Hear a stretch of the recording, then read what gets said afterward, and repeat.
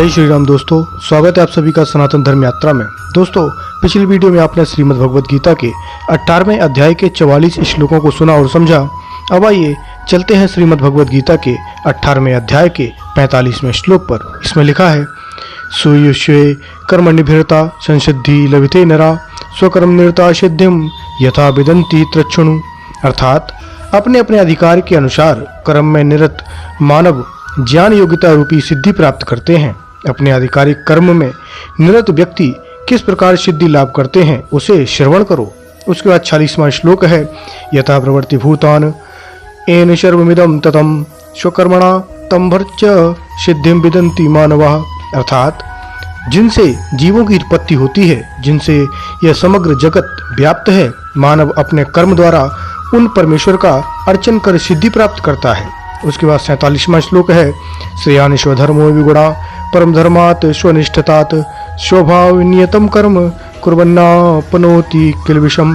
अर्थात उत्तम रूप से अनुष्ठित दूसरे के धर्म की अपेक्षा अनुत्तम रूप से अनुष्ठित निकृष्ट स्वधर्म ही कल्याणजनक है। मानव स्वभाव भेद कर्म कर किसी पाप को प्राप्त नहीं होता है। उसके बाद 48वां श्लोक है, सहजम कर्म कौन्तेय सदो सुमपि न त्यजेत सर्वारंभा ही दोषेण धूमेनाग्नि रिवव्रता।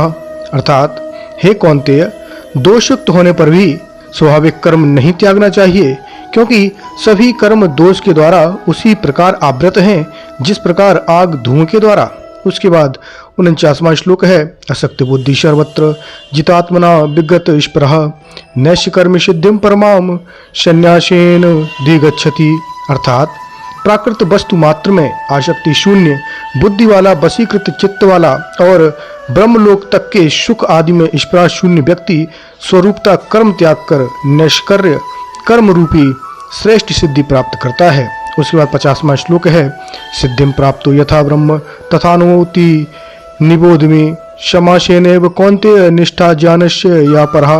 अर्थात हे कौन्तेय, सिद्धि प्राप्त व्यक्ति जिस उपाय से ब्रह्म को प्राप्त करते हैं, जो कि ज्ञान की परम गति है, उस उपाय को मुझसे संक्षेप में सुनो। उसके बाद 51वां 52वां और 53वां श्लोक है, बुद्धिया विशुद्धिया युक्तो धैर्यात्मानं नियमं च शब्दादीन विषाक्ता राग द्वेषो विशुद्धस्य च विविक्ति सेवी लघ्वासी यत वाक्या मानुषः ध्यान योग परो नित्यम वैराग्यम समुपाश्रिता अहंकारम बलम दर्पम कामम क्रोधम परिग्रहम विमुच्य निर्मम शांतो ब्रह्मभूयाय कल्पते। अर्थात विशुद्ध बुद्धि युक्त होकर धृति द्वारा मन को संयत कर शब्द आदि विषय समूह का परित्याग कर राग द्वेष दूर कर पवित्र निर्जन स्थानवासी होकर अल्पाहार पूर्वक काय मनोवाक्य संयत कर सर्वदा भगवत चिंता परायणता रूप योग और वैराग्य का आश्रय कर अहंकार बल दर्प काम क्रोध और परिग्रह त्याग पूर्वक निर्मम और उपशम प्राप्त पुरुष ब्रह्मानुभव के योग्य होते हैं। उसके बाद 54वां श्लोक है, ब्रह्मभूता प्रसन्नतमा न सोचती न कांक्षति क्षमा सर्वेषु भूतेषु मंदक्ति लभते पराम। अर्थात ब्रह्म में अवस्थित प्रसन्नचित्त व्यक्ति न तो शोक करते हैं और न ही आकांक्षा करते हैं। वे सभी भूतों में समदर्शी होकर प्रेम लक्षण युक्त मेरी भक्ति प्राप्त करते हैं। उसके बाद 55वां श्लोक है, भक्त्या मम विजानाति यावान यस्यामि तत्वतः ततो माम तत्वतो ज्ञात्वा विशते तदंतरम। अर्थात मैं जिस प्रकार विभूति संपन्न हूँ और मेरा जो स्वरूप है उसे वे भक्ति द्वारा ही तत्वता जान सकते हैं।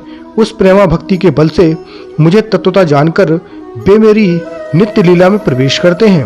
उसके बाद 56वां श्लोक है, सर्वकर्मण्यापि सर्वदा कुर्वाणो मध्यापाश्रय मत प्रसादा दवनोप्नोति शाश्वतम पदम व्ययम।